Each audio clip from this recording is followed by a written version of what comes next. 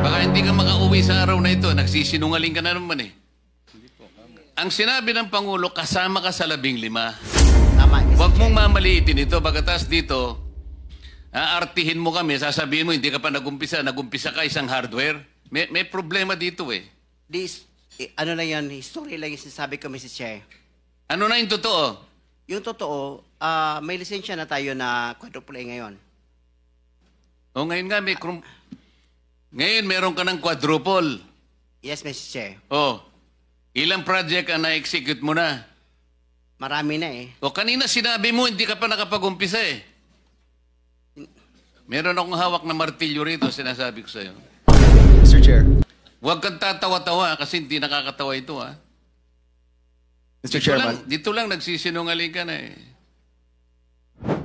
Inimbitahan ng komite ang 15 kontratista na tinukoy ni Pangulong Ferdinand Marcos Jr. bilang na-corner ang balto ng 545 na bilyong piso flood control projects mula 2022 hanggang 2025.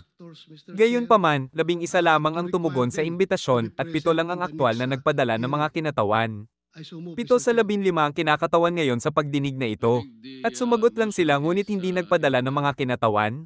Sana lang ay hindi ito senyales ng kawalang interes sa kanilang bahagi dahil ang pagpupulong na ito ay tinawag ng eksakto upang makuha ang ilalim ng problemang ito. Sabi ni Committee Chairperson Senator Rodante Marcoleta.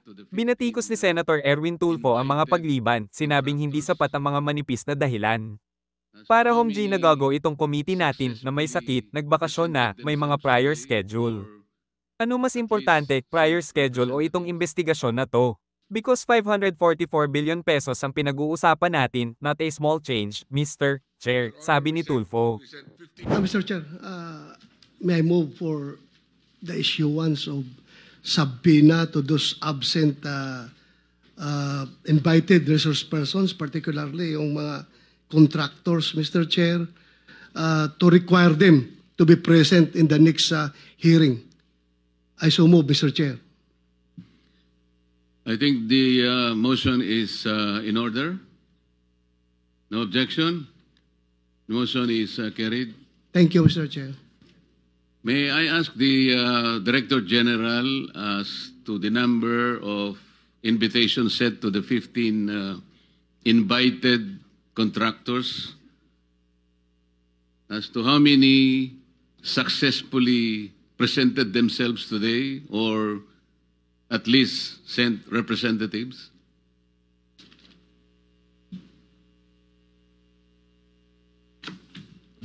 Your Honor, we sent 15 invitations to 15 contractors. And how many replied to your invitation?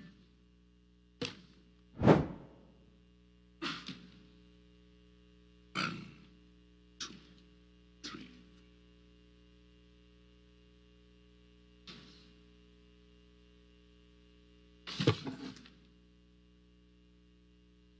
11 replied, Your Honor. And of the 11, 1, 2, 3, 4, 5, 6, and 7 are represented here, either by the owner himself or by a representative, Your Honor. So 7 out of 15 are represented today in this hearing, Mr. Director General. Yes, Your Honor. And the rest simply replied, but did not send representatives. Yes, Your Honor. I just hope this is not the sign of disinterest on their part, because this meeting is called precisely to get to the bottom of this problem. Gawa na kayo ng gawa ng project, DPWH. DBM, bigay ng pondo. Pero yung opisina na mayroong pananagutan na na-integrate, i-connecta lahat ng inyong ginagawang flood control. Natutulog pala, hindi pala nyo kinukonsultan, hindi pala kayo magkakakilala. In executing all these flood control projects, did you ever, either your district engineers or regional district offices ever coordinated with the River Basin Control Office? Yes, Mr. Chairman. Let me explain a little bit. The answer is, the question is answerable by yes or no. There is a different... Have you ever coordinated with this obscure office called River Basin Control Office? I will explain to you why I'm asking this. It has a very, very significant relation to the subject matter of today's inquiry. Yes, Mr. Chairman. This River Basin Control Office was created by Executive Order 510. Kung nabasa po ninyo ito, sa Section 2, Paragraph B nitong Executive Order na ito pala yung mandato nitong maliit na opisinang ito which is attached to the DENR. Together with the Department of Public Works and Highways and the National Disaster Coordinating Council, develop a national master plan for flood control by integrating the various existing river basins and developing additional plan for components as needed. Isipin po natin, kaya sabi ko po sa inyo kanina, kahit 100 river basin ang babanggitin nyo sa amin, until and unless they are integrated with one another, which is the mandate of this office, walang mangyayari. Bakit po in the entire equation, in the entire continuum of this problem, bakit hindi man lang nagsasurface itong opisinang ito? Where is it? And why is it? Siya pala yung merong mandato. Ngayon lang natin nalaman. Hanggat hindi po kayo nagko-coordinate, hindi po kayo pala yung regulator. Meron pang isang Executive Order number 816. Sabi po niya rito, referring again to the River Basin Control Office. Whereas, sabi niya, the integration and harmonization of various government mandates and resources. Kasama na po kayong lahat dyan. In the provision of safe and clean water supply and effective flood control management for the entire country is emphasized in the medium-term development plan. Ang laki pala ng mandato nitong opisinang ito. Bakit po, Mr. Director General, did we invite the representative from this office? Kumbaga, yung palang susi ng lahat ng ito.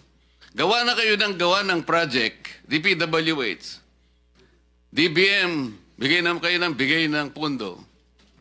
Pero yung opisina na mayroong pananagutan na nai-integrate, i-connecta lahat ng inyong ginagawang flood control. Natutulog pala. Hindi pala nyo kinukonsultan. Hindi pala kayo magkakakilala. So talaga pong walang mangyayari sa lahat ng project. Dito po, matibay na po ang kawalan po ninyo ng coordination dito.